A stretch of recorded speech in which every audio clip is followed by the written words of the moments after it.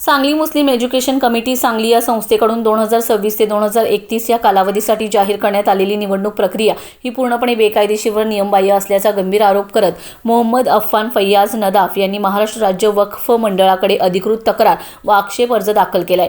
तक्रारीनुसार संबंधित संस्था ही वक्फ अंतर्गत नोंदणीकृत असून अशा संस्थेच्या विश्वस्त कार्यकारिणी निवडणुकीसाठी वक्फ मंडळाची पूर्व परवानगी घेणे कायद्याने बंधनकारक आहे। मात्र मुस्लिम एज्युकेशन कमिटीने कोणतीही पूर्व परवानगी न घेता निवडणूक कार्यक्रम जाहीर केल्याचा आरोप करण्यात आलाय। तक्रारदाराने नमूद केला आहे की संस्थेचे संस्थापक विश्वस्त अब्दुल सत्तार रहमान बिडीवाले असून संस्थेच्या पुढील कार्यकारिणीमध्येही त्यांचा सहभाग होता। तरी देखील सध्याची निवडणूक प्रक्रिया ही नियमांचे उल्लंघन करून राबवली जात आहे। या संदर्भात जिल्हा वक्फ अधिकारी सांगली यांनीही संबंधित प्रकरणात नोंद घेतली असून संस्थेला आवश्यक त्या सूचना दिले। तसेच या निवडणुकीबाबत कोणतीही कायदेशीर परवानगी घेतलेली नसल्याचे निदर्शनास आले।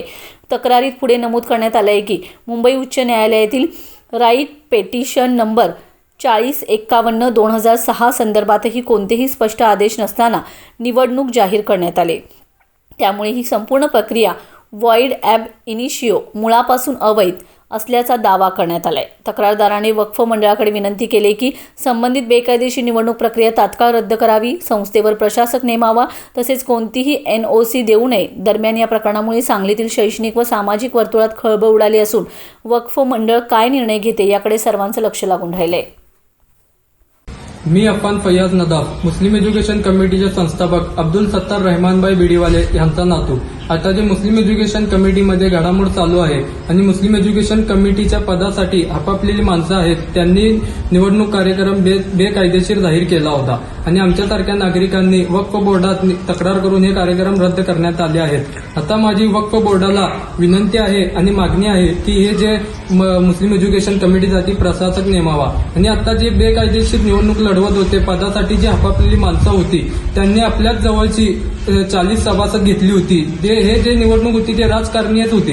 यांनी ते बाहेरची कुठलीही माणसं घेतली नाहीत, फक्त आपल्या हक्कदाराची आपली जवळची पदासाठी आपापलेली माणसं फक्त 40 सभासद घेतली होती। आता माझी सर्व नागरिकांना विनंती आहे आणि सर्व युवकांना विनंती आहे की सर्वजण आपण एकत्र येऊ, सर्व सांगलीची माणसं सभासद होऊ त्या संस्थेसाठी आणि ह्या बेकायदेशीर निवडणूक लढवणारी आपापलेली पदासाठी आपापलेली माणसं यांना धडा शिकवू। ही जी लढाई आहे ही ठामपणे मी कायदेशीर लढणार। जोपर्यंत मला न्याय मिळत नाही मी 100% ही लढाई लढणार।